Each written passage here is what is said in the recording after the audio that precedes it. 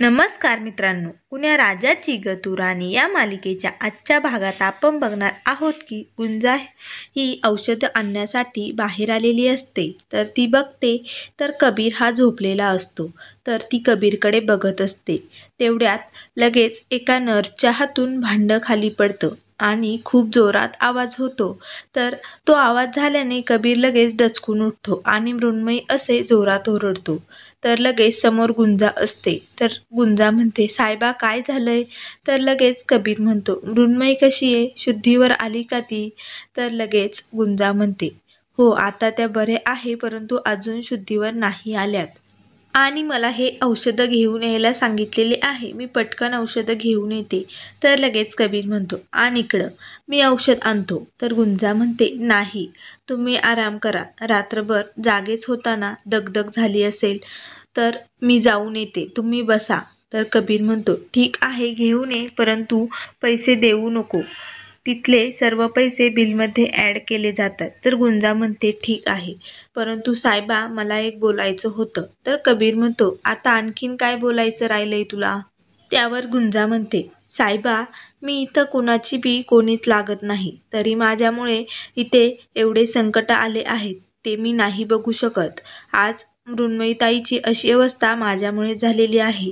मृण्मयीताईंचं तुमच्यावरती खूप प्रेम आहे. त्यांनी त्यांच्या प्रेमाची बाजू निभावली म्हणूनच आज त्या अशा बिस्तरावर पडल्यात. आता तुम्ही तुमच्या प्रेमाची बाजू निभावा. तर लगेच कबीर भडकतो आणि म्हणतो, कशी निभावू मी? पदोपदी मी खोटं बोलत आलोय तिच्याबरोबर. त्यावर गुंजा म्हणते, म्हणूनच तर मी म्हणते साहेबा मी इथून निघून जाते या घडीला. तर कबीर म्हणतो, त्याने काय होणार आहे आता? मी लहानपणापासून मृण्मयीला ओळखतो. ती एकदम सत्यवादी मुलगी आहे.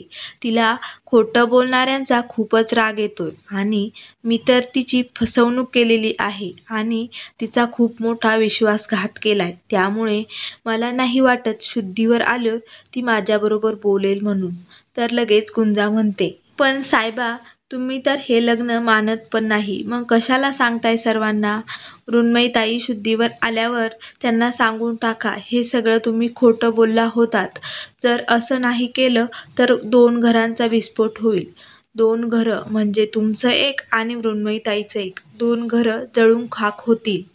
त्यामुळे जमलं तर ऐका माझं. तर कबीर म्हणतो, मग तुझं काय? तुला तर डोंगरवाडीला सुद्धा पाठवू शकत नाही. तर गुंजा म्हणते, माझं काय? ज्या मुलीचा नवरा तिचं लग्न मानतच नाही त्या मुलीचं काय अस्तित्व राहणार आहे? आणि असे मनाशीच बोलून तिथून निघून जाते. तर कबीर मग लगेच मनाशी म्हणतो, खरं बोलण्याची किंमत जर माझ्या घराची राखरांगोळी असेल तर एवढा श्रीमंत नाहीये कबीर तू. परंतु या गरीब मुलीचं काय करायचं असा तो विचार करत असतो. तर इकडे गुंजा मेडिकलमध्ये औषधं घेते आणि निघते. तर लगेच त्या बाई म्हणतात, अगं ये कुठे निघाली, औषधं दे. तर गुंजा म्हणते, ते तर बिलमध्ये ॲड होणार होतं ना. तर लगेच त्या म्हणतात, नाही, तू इथे हॉस्पिटलमध्ये कुणाबरोबर आलेली आहे आणि हे हॉस्पिटल केवढं मोठं आहे तुला माहीत आहे का? तर गुंजा म्हणते, हे बघा मी पैसे देणार नाही, ते बिलमध्ये ॲड केले जाणार आहेत. तर लगेच त्या बाई म्हणतात, तू काय स्वतःच्या बापाचं हॉस्पिटल समजतेस की काय? तर बापाचं नाव काढल्याने गुंजा खूपच भडकते. तर लगेच समोर असणारी कात्री गुंजा हातात उचलते आणि त्या बाईवरती वार करायला जाते. तेवढ्यात सर्वेश येतो आणि गुंजाचा हात पकडतो आणि म्हणतो, गुंजा काय करतेस तू? अगं लागेल ना. तर लगेच सर्वेश म्हणतो, काय झालं आहे? तर लगेच गुंजा म्हणते की त्या माझ्या बापाचं नाव काढताय, बाप कशाला काढायचा? तर लगेच माया म्हणते, झाले, हिचे तमाशे चालू झाले. तर सर्वेश म्हणतो, माया तू काल घातलाय तेवढा तमाशा पुरे झाला, आता तू गप्प बैस. तर लगेच गुंजा म्हणते, बाप कशाला काढायचा? तर लगेच सर्वेश म्हणतो, गुंजा तुझा बाप कुठे आहे तुला माहीत आहे का? तर लगेच गुंजा म्हणते, हो अजून मस्त जिवंतच आहे तो, धडधाकट अजून जित्ता आहे तो. तर लगेच तेवढ्यात कबीर तिथे येतो आणि म्हणतो, काय झालंय? तर सर्वेश म्हणतो, काही नाही, जरा वाद झाला होता गुंजाचा, आता झालंय सर्व काही. परंतु मधू कशी आहे? तर लगेच कबीर म्हणतो, आता बरी आहे ती. तर लगेच माया म्हणते, कसली काळजी आली त्याला? तर सर्वेश म्हणतो, माया, अगं त्याच्याकडे बघ, रात्रभर जागाच होता तो इथे. तर लगेच गुंजा म्हणते, हो, रात्रभर मृण्मयीताईंकडे बघत होते आणि मी आईंकडे. तर लगेच सर्वेश म्हणतो, तुम्ही घरी जा बरं, कशाने आला होता तुम्ही? तर गुंजा म्हणते, रिक्षाने. तर सर्वेश म्हणतो, तुम्ही माझी गाडी घेऊन जा. तर लगेच तो त्या दोघांना घरी पाठवतो. तर माया म्हणते, तू त्या मुलीला माझी गाडी का दिली? त्या कबीरला? मला बिलकुल चालणार नाही. तर सर्वेश म्हणतो, अगं माया, त्या मुलीनेच काल आपल्या मृण्मयीला रक्त दिलंय, तू विसरली का? ती केलंय तिने आपल्या मृण्मयीसाठी. तर माया म्हणते, कसलं आलंय प्रेम, पगार वाढवण्यासाठी हे सर्व करत असेल. तर इकडे मधू नर्सला विचारते, अहो मृण्मयीची तब्येत कशी आहे आता? तर नर्स म्हणतात, आता बरी आहे ती, पण अजून गुंजा औषधं घेऊन कशी नाही आली? तर मधू म्हणते, बापरे, गुंजा औषधं आणायला गेली का?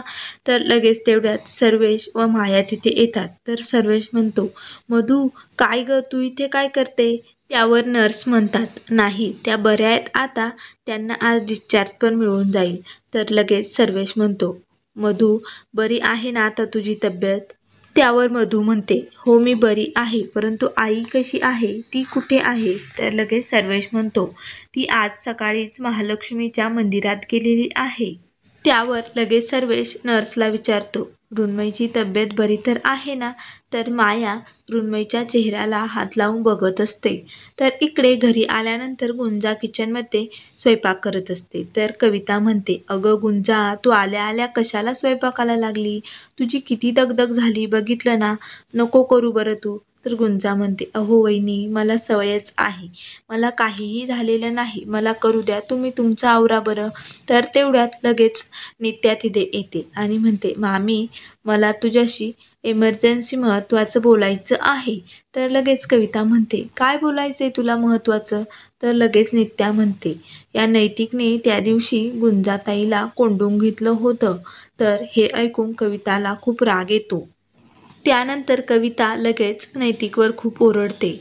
तर नित्या म्हणते, गुंजाताईने आम्हाला काजू कतली दिली नव्हती ना, म्हणून नैतिकने असं केलं. तर लगेच कविता म्हणते, असं कसं वागलास नैतिक तू? तर गुंजा म्हणते, अहो जाऊ द्या ना वैदी, कशाला ओरडताय त्याच्यावर? सगळी चूक माझीच आहे, मी कोणी बी नाही आहे या घराची, तरी मी घरात पुढे पुढे करत असते, त्यामुळे सर्व चूक माझीच आहे, त्यांची काहीही चूक नाही आहे. मीच या घरात माझा हक्क गाजवायला गेले. ते तर लहान मुलं आहे, मस्ती तर करणारच ना. तर कविता म्हणते, अशी कुठून आली मस्ती? असं कोणाला कोंडून घ्यायचं का मग? तुला किती त्रास झाला असेल कोंडल्यानंतर? तर लगेच गुंजा म्हणते, जाऊ द्या ना वहिनी, तुम्ही तुमचं आवरून घ्या. तर लगेच कविता म्हणते, सॉरी या गुंजा, आणि थँक्यू, त्या दिवशी सगळं काही सांभाळून घेतलं तू. तर गुंजा म्हणते, जा पटकन, मुलांचं आवरायचं आहे ना तुम्हाला, मग घ्या बरं आवरून. तर लगेच कविता तिथून जाते. तर इकडे हॉलमध्ये कबीरचे बाबा म्हणत असतात, त्या मायाताईंना ना कुठे काय बोलायचं ते काही कळतच नाही. मृण्मयीकडे बघायचं सोडून उगाच आपला तमाशा करत बसलाय. तर सुबोध म्हणतो, हो ना, त्यांना कुणाची किंमतच नाहीये, फक्त पैशाचा माज आहे. तर लगेच कबीरचे बाबा म्हणतात, हो, आणि त्यांच्या बोलण्यामुळेच मधूला चक्कर आली. तेवढ्यात लगेच गुंजा येते आणि म्हणते, चला बाबा, डबा घेऊन जायचंय ना आपल्याला.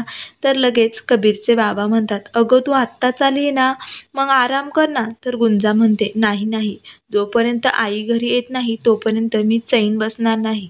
तर लगेच कबीरचे बाबा म्हणतात, बघ सुबोध, किती करते ही आपल्या घरासाठी, कसे उपकार फेडायचे तुझे. कामासाठी आली होती ना या घरात, आणि या घरचीच होऊन बसली. तर लगेच वहिनी येतात आणि म्हणतात, चला अशोक, आवरलं का नाही? तर लगेच कबीरचे बाबा म्हणतात, हो चला. तर सुबोध म्हणतो, हो चला चला पटकन. तर लगेच काकू म्हणतात, कविता तू घरी थांब, आम्ही येतो. तर सर्वजण हॉस्पिटलमध्ये जाण्यासाठी निघतात. तर इकडे हॉस्पिटलमध्ये माया मधूला म्हणते, मग मधुताई, कशी आहे तब्येत आता? तर मधू म्हणते, हो बरी आहे. तर माया म्हणते, इथे कशाला आला होता? तर मधू म्हणते, काही नाही, मृण्मयीला बघायला.